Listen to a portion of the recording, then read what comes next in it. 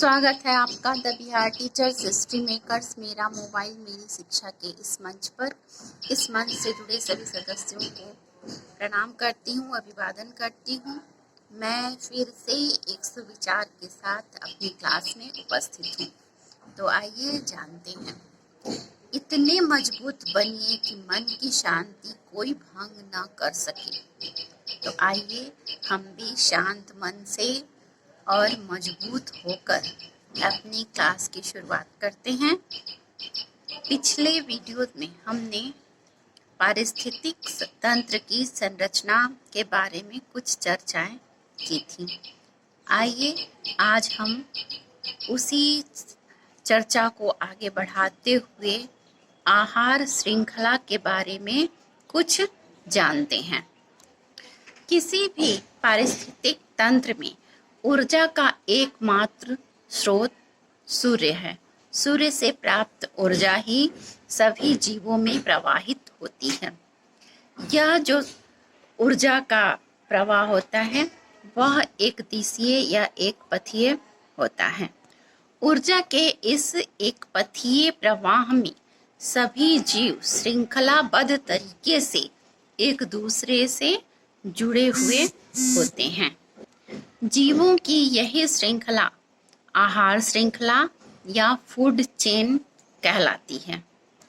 सर्वप्रथम सौर ऊर्जा का ग्रहण जो उत्पादक हैं अर्थात हरे पौधे वे करते हैं। वे सूर्य की ऊर्जा को प्रत्यक्ष रूप से ग्रहण करके सभी जीवों के लिए भोजन का निर्माण करते हैं। उत्पादक के द्वारा निर्मित किए गए भोजन को सबसे पहले प्राथमिक उपभोक्ता ग्रहण करते हैं, अर्थात अब ऊर्जा उत्पादकों से होकर प्राथमिक उपभोक्ता अर्थात शाकाहारी जंतुओं में जाती है। इन शाकाहारी जंतुओं को या प्राथमिक उपभोक्ता को द्वितीयक उपभोक्ता या सेकेंडरी कंज्यूमर अपने भोजन के रूप में ग्रहण करते हैं। इसका अर्थ यह होता है कि अब यह ऊर्जा प्राथमिक उपभोक्ता से द्वितीय उपभोक्ता में पहुंचती है और इसी प्रकार जब द्वितीय उपभोक्ता तृतीय उपभोक्ता का भोजन बनता है तब यह ऊर्जा द्वितीय उपभोक्ता से तृतीय उपभोक्ता अर्थात टर्शियरी कंज्यूमर तक पहुंच जाती है। इस प्रकार ऊर्जा एक श्रृंखलाबद्ध रूप में होकर एक पथ से एक ही दिशा में प्रवाहित होती है और सूर्य से निकलकर उत्पादक प्राथमिक उपभोक्ता द्वितीयक उपभोक्ता और तृतीयक उपभोक्ता में पहुंचती है। अर्थात भोजन के रूप में ऊर्जा का प्रवाह एक जीव से दूसरे जीव में एक श्रृंखलाबद्ध तरीके से होता है और यही श्रृंखला क्या होती है तो आहार श्रृंखला होती है। उदाहरण के रूप में हम ग्रासलैंड इकोसिस्टम अर्थात घास स्थलीय पारिस्थितिक तंत्र की चर्चा करते हैं।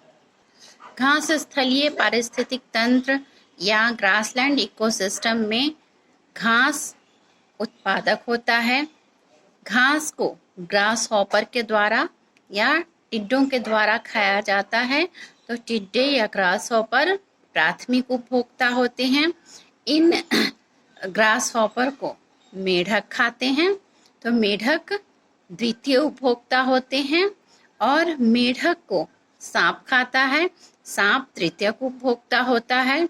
और अगर सांप किसी चील या बाज या अन्य मांसाहारी पक्षियों या जनजीव के द्वारा खाया जाता है तो ये जो जीव होते हैं जो सांप को भोजन के रूप में ग्रहण करते हैं ये उच्चतम श्रेणी के उपभोक्ता होते हैं।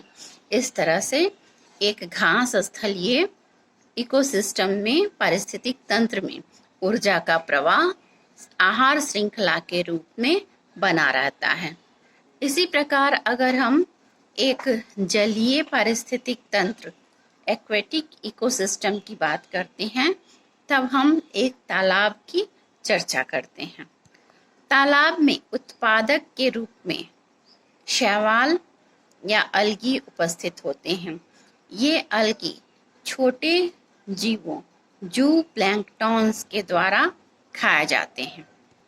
इन छोटे जीवों या जू प्लैंक्टॉन्स को मछलियाँ खाती हैं और फिर उन छोटी मछलियों को बड़ी मछलियाँ आहार के रूप में ग्रहण करती हैं, या फिर उन मछलियों को मांसाहारी पक्षी या अन्य जीव आहार के रूप में ग्रहण करते हैं। इस प्रकार एक तालाब इकोसिस्टम या तालाब पारिस्थितिक तंत्र, जिसको पॉन्ड इकोसिस्टम कहते हैं, इसकी संरचना होती है। इसी प्रकार एक वन या जंगल भी एक इकोसिस्टम का, पारिस्थितिक तंत्र का निर्माण करता है। जंगल में जो वन है या वन में जो इकोसिस्टम होता है, उसमें हरे पौधे उत्पादक के रूप में होते हैं। उनको शाकाहारी जंतु भोजन के रूप में ग्रहण करते हैं। इन शाकाहारी जंतुओं को मांसाहारी जंतु ग्रहण करते हैं, जो सेकेंडरी कंज्यूमर होते हैं, द्वितीयक उपभोक्ता होते हैं। फिर तृतीयक या उच्चतम श्रेणी के जो उपभोक्ता होते हैं, वे द्वितीयक उपभोक्ताओं को भोजन के रूप में ग्रहण करते हैं। इन उच्चतम उपभोक्ताओं के रूप में वन इकोसिस्टम में मुख्यतः शेर, बाघ, चीता इत्यादि होते हैं। इस प्रकार हम देखते हैं कि किसी भी आहार श्रृंखला की शुरुआत किसी भी इकोसिस्टम में उत्पादक से होती है। उत्पादक के बाद प्राथमिक उपभोक्ता, प्राथमिक उपभोक्ता के बाद द्वितीयक उपभोक्ता, द्वितीयक उपभोक्ता के बाद तृतीयक उपभोक्ता, या इसके बाद उच्चतम श्रेणी के उपभोक्ता भी उपस्थित हो सकते हैं। आज के लिए बस इतना ही। फिर मिलते हैं अगले वीडियो में। धन्यवाद।